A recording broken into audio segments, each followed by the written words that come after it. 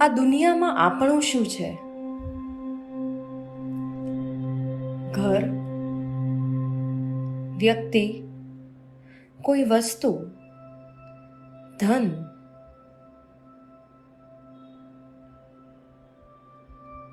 શું? આ દુનિયામાં ખરેખર આપણું શું છે? દિવાળીમાં કેટલીય વસ્તુ ફેંકી દઈએ, કકળાટ કાઢી નાખીએ ઘરમાંથી, પણ આ એક સંગ્રહનો જે કકળાટ છે ને, એ નથી નીકળતો. રાગનો સંગ્રહ, મોહનો સંગ્રહ, અહંકારનો સંગ્રહ, દ્વેષનો સંગ્રહ. અને પછી એ સંગ્રહની ઉપર ધૂળ જામે અને ધીમે ધીમે પ્રશ્નોની ઉધઈ વધતી જ જાય. એના કરતા બધો જ સંગ્રહ છોડી દઈએ તો? મારું છે એ શબ્દોનો સંગાથ છોડી દઈએ તો? બધું અને બધાને મારા કરવાના ફાંફા મારવાનું છોડી દઈએ તો? આ જ વિચારોમાં વહેતો આજનો આપણો અંતરનો સંવાદ. હું છું સૃષ્ટિ અને લઈને આવી છું એક કાલ્પનિક સંવાદ દ્રૌપદી અને કૃષ્ણ વચ્ચેનો. સાંભળો છો તમે અંતરનો સંવાદ.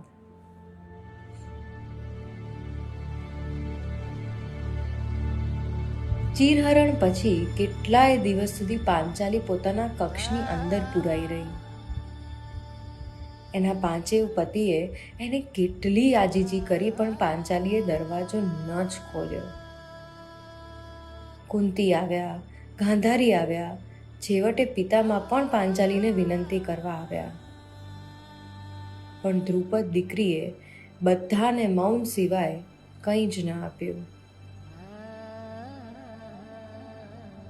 આખરે કૃષ્ણને બોલાવવામાં આવ્યા. કૃષ્ણના પગલાંની ધ્વનિ સાંભળતા જ પાંચાલીએ ઝટ દરવાજો ખોલ્યો. પોતાના સખાને જોઈને એમને વળગી પડી.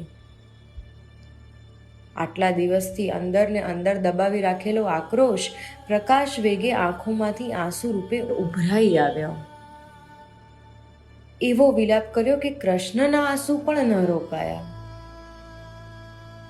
કૃષ્ણએ પોતાની સખીના માથે વહાલથી હાથ ફેરવ્યો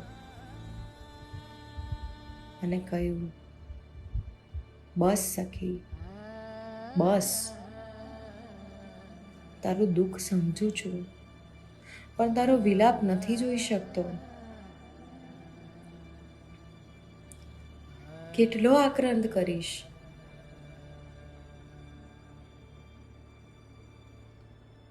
દ્રૌપદીએ ભીની આંખે કૃષ્ણ સામે જોયું. આક્રંદ ન કરું તો શું કરું? મારો આત્મા શુષ્ક થઈ ગયો છે. જે પ્રેમ, જે વાત્સલ્ય મને આ ઘરમાં અત્યાર સુધી મળ્યો છે, એ બધું એક જ પળમાં ઓગળી ગયું. કૃષ્ણ, દુનિયા કહે છે કે મારા 5 પતિ છે. શું ખરેખર કોઈ મારું છે? મને વસ્તુની જેમ જુગારમાં હારી ગયા. અને આ પરિવાર જેને મેં મારો માન્યો હતો, એ પરિવાર માત્ર મૌન ધરીને બેસી રહ્યો, બધો ખેલ જોતો રહ્યો. ભરી સભા હતી કૃષ્ણ, ભરી સભા હતી, પણ હું સાવ એકલી હતી.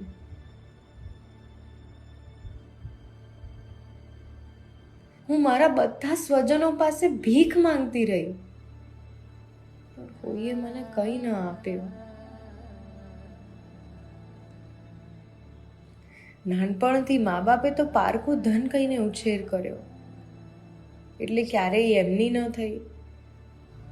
એમ હતું કે લગ્ન પછી આ બધા જ મારા થશે, મારા સ્વજન રહેશે. પણ એ ન રહ્યું. કૃષ્ણ તો કૃષ્ણ, હું આ દુનિયામાં કોણી છું? મારું પોતાનું કોણ? મારા સ્વજન કોણ? મારે કોને ફરિયાદ કરવાની? મારે કોની પાસે આશા રાખવાની? મારું કોણ સખા? મારું કોણ? કૃષ્ણ 2 પળ માટે કંઈ ન બોલ્યા. પોતાના અંગ વસ્ત્રથી પોતાની સખીના આંસુ લૂછ્યા. એક ઊંડો શ્વાસ ભર્યો અને છેવટે કહ્યું, હું તારો છું સખી, અને તું મારી છું. બાકી તો સખી આ સૃષ્ટિમાં દરેક વ્યક્તિ પારકી જ છે. તારી ભીતર રહેલી જે દૈવી શક્તિ છે એ જ તારી પોતાની છે. તો તું બહાર કેમ ફાંફા મારે છે?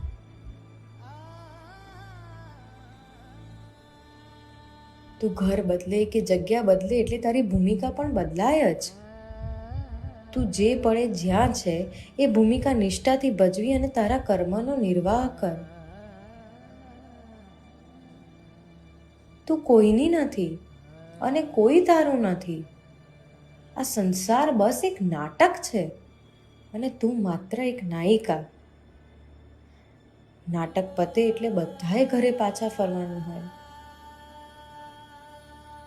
જો મંચ પ્રત્યે તારા મનમાં રાગ કે દ્વેષ ઉપજશે તો તું ત્યાં જ રહી જઈશ, ઘરે પાછી નહીં આવી શકે. એટલે મારી પ્રિય સખી, બધું જ ભૂલી જા. ખાલી એટલું યાદ રાખ કે તને એક ભૂમિકા સોંપવામાં આવી છે. એની પૂર્ણાવતી કરીને ફરી એકવાર ઈશ્વરમાં ભળી જા. ઘરે પાછી આવી જા. ઘરે પાછી આવીશ ત્યારે હું તારી રાહ જોતો હોઈશ, કારણ કે હું તો તારો જ છું.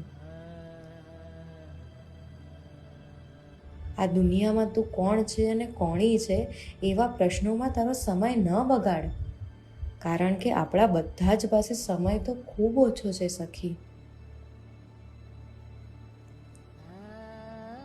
કોઈ સ્વજનનો નહીં પણ તારા સ્વનો હાથ પકડ, પછી તારે કોઈની જરૂર નહીં પડે. અને એ પછી પણ કોઈ ખોટ રહી જાય તો મારો હાથ પકડી લેજે, કારણ કે હું તો તારો જ છું સખી, અને હંમેશા તારો રહીશ. આટલું કહીને કૃષ્ણે ફરી એકવાર પોતાની સખીના માથે હાથ ફેરવ્યો અને દુનિયાની બધી જ હૂંફ એ એક પળમાં એને સોગાતમાં આપી દીધી. કૃષ્ણના વરસાદમાં કૃષ્ણા પૂરેપૂરી ભીંજાઈ ગઈ.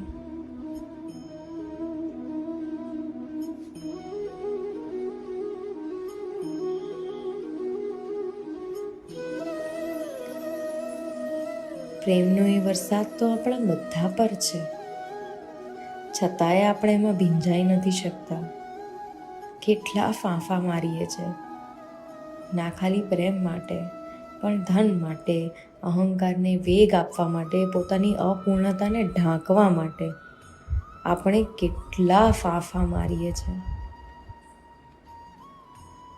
તું મારો છે અને આ મારું છે એમાં જીવનના કેટલા શ્વાસ ગુમાવી દઈએ છે. પણ જો કૃષ્ણની વાતને ધ્યાનમાં રાખીએ તો વિચારતા થઈ જઈશું કે ખરેખર આ સૃષ્ટિમાં મારું શું છે અને મારું કોણ છે.